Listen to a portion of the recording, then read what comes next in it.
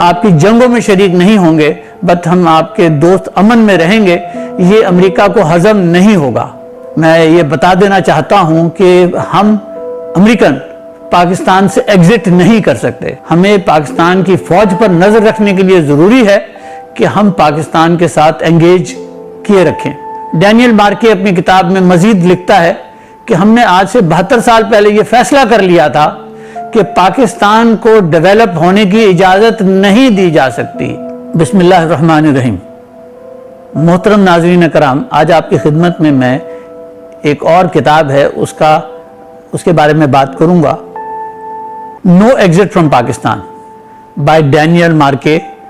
Daniel Markey is an American author who has worked on this book for about 25 years and then इसमें इसने बड़ी detail में अहाता किया है पाकिस्तान और अमेरिका के ताल्लुकात पे, और आपकी खिदमत में मैं जब पेश करूंगा आप सुनकर हैरान होंगे कि अमेरिका पाकिस्तान में क्या क्यों कुछ करता रहा है। डैनियल मार्के अपनी किताब में लिखता है कि अमेरिका ने पाकिस्तान पर कभी एतबार नहीं किया। The Americans have never trusted the Pakistanis। और अगली बात वो ये कहता है कि हम जितने भी और जितने ज्यादा पैसे पाकिस्तानियों को देते हैं वो उतनी ही हमसे ज्यादा नफरत करते चले जाते हैं। The more money we give to the Pakistanis, the more they hate us। इस बात को अच्छी तरह समझ लेने के बावजूद मैं ये बता देना चाहता हूं कि हम अमेरिकन पाकिस्तान से एग्जिट नहीं कर सकते। वो 3 वजूहात बताता है कि जिसकी वजह से अमेरिका पाकिस्तान को नहीं छोड़ सकता। नंबर 1, पाकिस्तान का न्यूक्लियर और मिसाइल प्रोग्राम इतना बड़ा है और इतना एक्सटेंसिव है कि उसके ऊपर नजर रखना जरूरी है, इसलिए हमें पाकिस्तान के साथ मुसलसल एंगेज करना पड़ेगा। दूसरी बात, पाकिस्तान दुनिया का वो वाहिद मुल्क है जिसका चीन की सिविल और मिलिट्री एस्टेब्लिशमेंट दोनों से बहुत गहरे ताल्लुकात हैं, तो चीन पर नजर रखने के लिए पाकिस्तान के साथ ताल्लुकात रखना बहुत अशद जरूरी है। क्या सुनिए, फरमाते हैं कि पाकिस्तान के पास इतनी बड़ी फौज है कि if this army decides to go rogue, ये ना सिर्फ इस रीजन को डिस्टेबलाइज कर देगी बल्कि सारी दुनिया को भी डिस्टेबलाइज कर देगी। तो लिहाजा हमें पाकिस्तान की फौज पर नजर रखने के लिए जरूरी है कि हम पाकिस्तान के साथ एंगेज किए रखें। ये तो 3 वजह है पाकिस्तान के साथ ताल्लुकात रखने की। डैनियल मार्के अपनी किताब में मजीद लिखता है कि हमने आज से 72 साल पहले यह फैसला कर लिया था कि पाकिस्तान को डेवलप होने की इजाजत नहीं दी जा सकती। हम पाकिस्तान को दुनिया इस्लाम को लीड करने की इजाजत नहीं दे सकते, और इसके लिए हमने कुछ तरीके अपनाए हैं। और वो तरीका यह है कि पिछले 72 साल से हमने पाकिस्तान को we have kept it in a managed destabilized position, कि उसको इतना डिस्टेबलाइज रखो कि जिसको हम मैनेज कर सकें।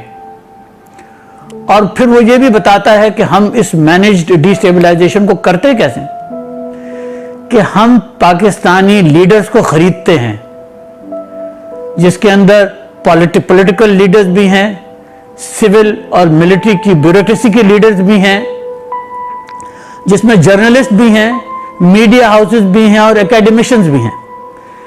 डैनियल मार्के ये किताब में लिखता है कि पाकिस्तानी लीडर्स अपने आप को बहुत थोड़ी कीमत पे बेच देते हैं, इतनी थोड़ी कीमत कि उनको कोई अमेरिका जाने का वीजा ही मिल जाए, या उनकी औलाद को, बेटों या बेटियों को कोई अमेरिका स्कॉलरशिप मिल जाए, और इतनी छोटी सी चीज के ऊपर वो पाकिस्तान के मफादात को आसानी से बेचने को तैयार हो जाते हैं।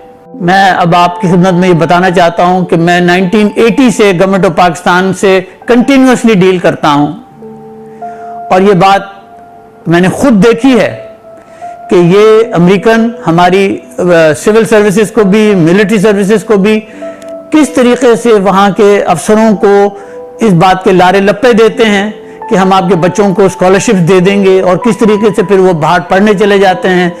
4 साल के लिए तो बैचलर्स डिग्री होती है, उसके अंदर वो जो साहब जिनकी औलाद गई थी बाहर पढ़ने, वो बिक चुके होते हैं अमेरिका को।